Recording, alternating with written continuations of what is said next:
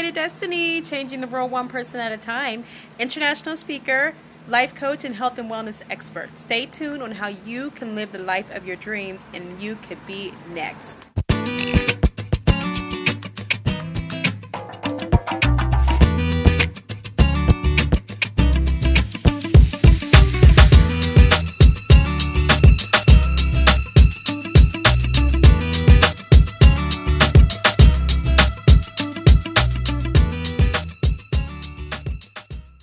And so we wake up one day and we're 40 or we're 50, we're 60, 70, 80, 90 years old, and we realize, what did we do with our lives, right? So I want to share with you guys just a few simple things that I really think that if you implement in your life, you will not wake up with regret. That every single thing that you do from here on out, moving forward, will be something that's purposely done and something that you do because it's part of something that you want to do. So are you living the life of your dreams? And if you have to ask yourself that question, then most likely the answer is no.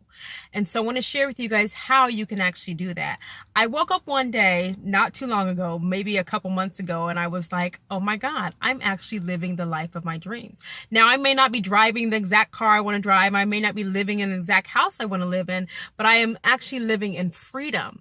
And freedom feels so good.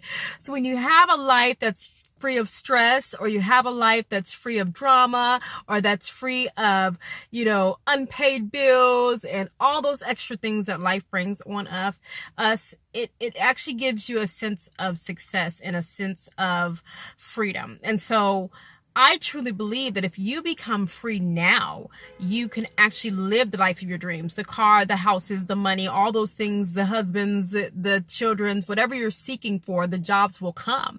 So you have to be free now within inside yourself, and in order to actually live the life of your dreams. That comes first before the dreams come. Now, there's a lot of things that I'm doing that are part of my dream life, per se. So for someone looking on the outside, they might say, oh, well, she doesn't have this car, she doesn't have this house. But if you're free inside, you guys, it's so much more liberating than actually living in a beautiful house and driving a fancy car, but being stuck in this, living in a head full of torment or stress or depression, and just not being able to be free.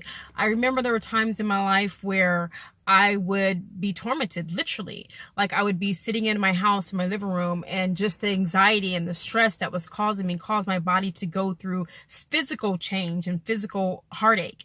And that time in my life was a horrible time. It was a time where I was going through a divorce. I had lost my house. I was in the process of almost losing my children. It was just a very detrimental time in my life. But at that time, I realized that not only was I physically struggling, but my mental state was so far gone that I didn't even know how to get myself out of this situation. And so there were some things that I realized as I look back now, some steps that I was taking to actually get myself out of that depression and out of that stress and that slavery mentality. The main thing that I realized that I had to do was I had to decide. I had to make a decision one day that I was no longer going to live this way. I was no longer going to be in the slump that I was in. And I literally had to make a decision. It was a mental decision, the first thing. And then eventually I took steps to getting out of that situation. And so when I made that mental decision, in my brain, I said, wait a minute, you don't have to live like this. Like, this isn't normal. This is not how you're supposed to live. This is not what God called you to do. And I remember being in such a state of depression. I was losing my hair. I was very sick. I was going to 3 or 4 different doctors trying to figure out what's wrong with me. I would sit and have a conversation with someone and literally fall asleep in the middle of them talking to me. I had fatigue so bad that my body would be cold all the time, and my menstruals were horrible. I was just in a state of straight depression, and I didn't know at the time that's what it was. But looking back and seeing some of the things that I was dealing with, it was simply my body reacting to the stress that I was causing and allowing on myself. And the reason I say that, you guys, is because we all have stress, no matter what situation you're going through, no matter if someone is a billionaire and they are living this great, what may look like on the outside successful life, they have stress, versus someone who may be on the streets. They have stress. We all have stress no matter what we're going through in every situation, every state of life. But how you handle your stress makes a difference. If you're someone who is stressed and all you're talking about is negative, and you're consistently focusing on the stress and the problem, you're going to get more of the problem. So what I realized is not only did I had to make a decision to stop and to take care of myself because I wasn't eating healthy. I wasn't taking care of my body. I'd be in the bed for like 3 or 4 days straight. The only reason I got out of the bed was to feed my kids. Just in a very, very low state of life. But looking back on that situation, when I made that decision, I had to speak life into myself. You know, sometimes we go to church services, or some people might go and seek outside help in different areas for someone to come and help you. But you guys, your help lies within.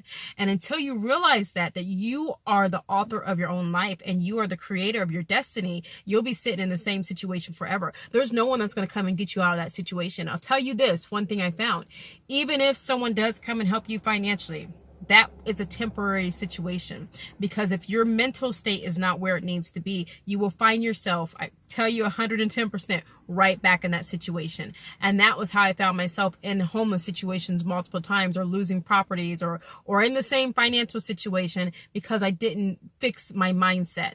So it's very, very, very important. In order for you to actually live the life of your dreams, you have to start with how you're thinking and what your mindset is, whether it's negative, and how you're speaking out of your mouth. You have to be the person to speak life into yourself. You are the only individual on this earth that will help you get to the life of your dreams. So I just encourage you right now that if you're in that state, feel free to leave comments below, and feel free to ask questions, because we want to make sure that you can get to the life of your dreams and get to where you're trying to be. But if you're in that situation right now, you are the only one that can get yourself out of that. I encourage you, read books, get around people that are positive, and I encourage you to speak life into yourself. Even where there were days where I was completely stressed and completely in a mindset of how in the world am I getting out of this, and had no clue of how to get out of it, I would talk to myself in the mirror. Just like I'm looking here, I would look in the mirror and say, Kendra, you got this, you know, and that would not only determine my day, but it actually determined my mood, and my kids saw the difference in how I was acting, and it just helped my whole life change. So I encourage you, each and every day that you get up, speak life into yourself, because you are the creator of your destiny. So on this journey to life, and on this journey to the life of your dreams, we're going to show you guys and give you some tools. So stay tuned for the next video on how you can actually get the life of your dreams. Feel free to like, subscribe, and share, and we'd love to hear your stories. I'm always interested on how you're manifesting and how you're calling in things in your life as though they should be, and you're living the life of your dreams.